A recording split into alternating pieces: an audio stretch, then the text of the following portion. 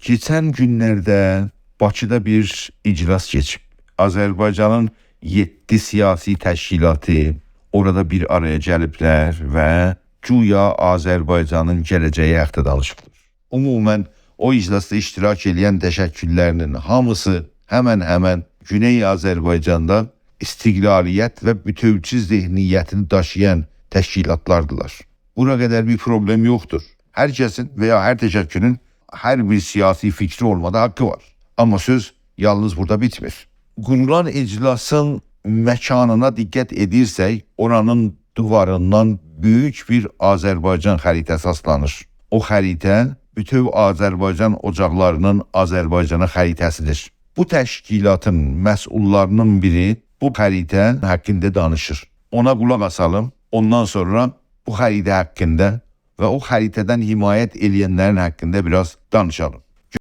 Şimdi ise Bütöv Azerbaycan Ocakları BAO'nun Başkanı Sayın Zahir Əlisoy'u görüşlerini bizimle paylaşmak için kürsüye davet edirəm.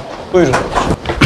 Aziz xanımlar, hörmətli bəylər, hörmətli toplantı iştirakçıları, hər birinizi Bütöv Azerbaycan Ocakları adından biz de salamlayırıq. Bakıdan sizə salamlarımızı çatdırırıq. Məcid bəyə təşəkkür edirik bugünkü tədbiri təşkil etdiklərinə görə. Bugünkü tədbirdə iştirak edən hər bir kəs şübhəsiz ki, milli davamımızın təmsilçiləridir və dəyərli və layaqətli insanlardır. Amma Cəmil bəylə bu tədbirdə bir yerdə olmaq bizim üçün xüsusi bir şərəf verir, sağ olsun. Biz Bütöv Azərbaycan Ocaqları olaraq bir neçə məsələ ilə bağlı bu Türkiyə səfərə gəlmişik. Onlardan bəzilərini çalışacağıq sizə də anladaq. Çox adam Azərbaycanın güneyin istiqlalı deyəndə tutalım ki, Pişəvəri dönəmini gözünün qabağına gətirir. Məsələn, həmədansız Azərbaycan. Təbii ki, o nə Güney Azərbaycanın müstəqilliyi deməkdir, nə elə Bütöv Azərbaycan bizə lazım deyil və bizim də hədəfimiz o deyildir. Bütöv Azərbaycan məsələsi demək bu xəritə ilə bağlı bir qısa deyim. 1999-cu ildə mən AXCB Gənclər Komitəsinin sədri idim. Əbülfəz Elçibəy çağırdı və Bütöv Azərbaycanın xəritəsini çəkmək üçün AXCB Gənclər Komitəsinə bir tapşırıq verdi.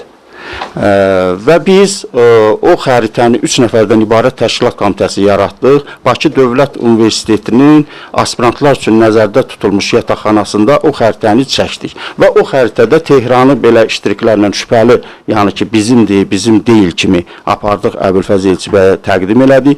Təbii ki, orada İsfahan, Qum və oradan güneyə olan şəhərlərin heç biri yox idi. Və Əbülfəz Elçibəy xəritəni geri atdı və qəbul etmədi. Və orada izah verdi ki, dənizə çıxmayan dövlət ciddi dövlətə çevrilə bilməz və söz sahibi ola bilməz. Belə Bütöv Azərbaycan və müstəqil Azərbaycan bizə lazım deyildir. Gedin bu xəritəni Kəngər körfəzdə çıxardın. O körfəzin adı İran körfəzi deyildir. Bəsrə körfəzi, bu Kəngər körfəzidir və tarixi cəhətlərində orada türklərin yaşadığını, Kəngər türklərinin yaşadığı filan, yəni vaxtınızı almaq istəmirəm. Bu istiqamətdə də bizə öz fikirlərini bildirdi və biz getdik, o xəritəni çəkdik və gətirdik Əbülfəz. Sonra o babda da istifadə olundu. İndi bugün də biz istifadə edirik Bütöv Azərbaycan Ocaqları olaraq gətirdik və səhərsi günü bir tədbir düzənlədik, videosu da var, xəritəni astıq, Əbülfəz Elçibəyin şəkli də var və hərçənd ki, orada Əbülfəz bəyin yanında olan bəzi adamlar bu xəritənin olmasına etiraz elədilər ki, İranı bizə düşmən eləməyin. Təəssüf ki, belə fikirlər yenə də var. Birinin xoşuna gəlmir, biri istəmir, sus, belə biz nə vaxta kimi davam etməlidir, bilmirəm. Və biz o xəritəni astıq, Əbülfəz Elçibəy o xəritənin önündə çıxış elədi və onda dedi ki, Əjdər bəy də toxundu biraz bundan öncə, Azərbaycanın güneyi hətta dedi Təbrizdə deyil, Təbriz Azərbaycanın mərkəzidir. Təbrizdən güneyə getdikcə güney Azərbaycandır. Gördüyünüz kimi adını çəkdiyim xəritə yalnız Azərbaycanın torpaqları və vətəni deyil, Kürdistanı, Lorestanı, İlam əyalətini, Kirmanşah əyalətini, Fars əyalətini, İsfahan əyalətini, oradan ötəri gedib Ərəbistan ya Əl-Əhvaz bölgəsini öz içinə yerləşdirib. Ona da yetməyib, Əraq ölkəsinin içinə girib və orada Musil əyalətini Azərbaycanın xəritəsinin içinə yerləşdirib. Bu zehniyyət hər kimin zehniyyəti olursa, ilhaq tələb zehniyyət, kolonial düşüncə və başqa xalqların haqlarını gözdən atan bir zehniyyətə sahib qrup və ya qruplardırlar.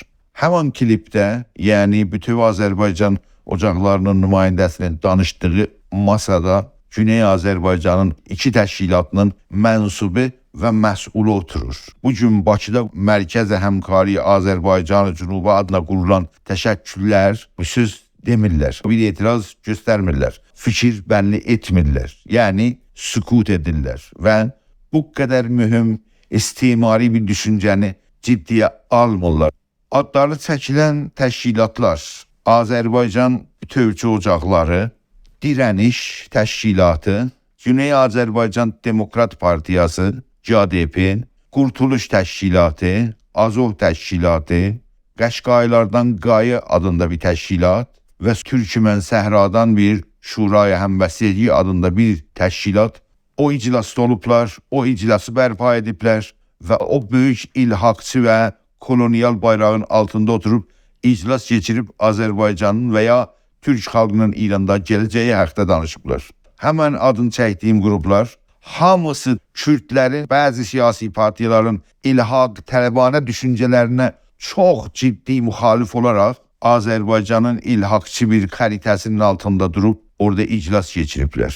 Dünəndən bu xəbərin yayılması bəzi etilaflarda Ərəb xalqına mənsub olan partiyalar, Lor xalqına mənsub olan partiyalar və başqa xalqlara mənsub olan partiyalar bu xəritənin orada asılması və bu xəritənin nə olmasını sormağa və sorguya başlayıblar. Əcəba bu xəritənin yayılması və bu xəritənin altında oturub iclas keçirənlərə inanmaq olurmu?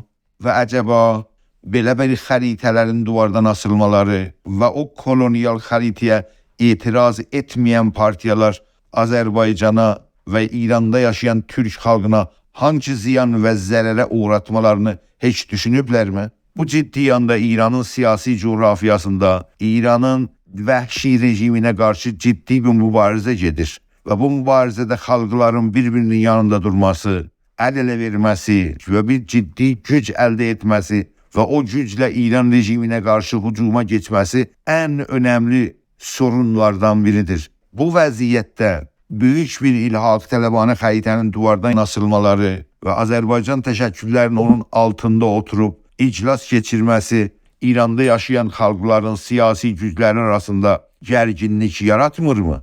Hərəkətləri bir-birinə soyutmurmu? Və bu vasitə ilə İran rejiminin mənafeyi bu hərəkətlə təmin olmurmu? Son sual budur. Əcəba belə bir ilhaq tələbanə xəritənin altında oturma və Güney Azərbaycanın gələcəyi haqqında danışma gülünc və utanc verici deyilmi?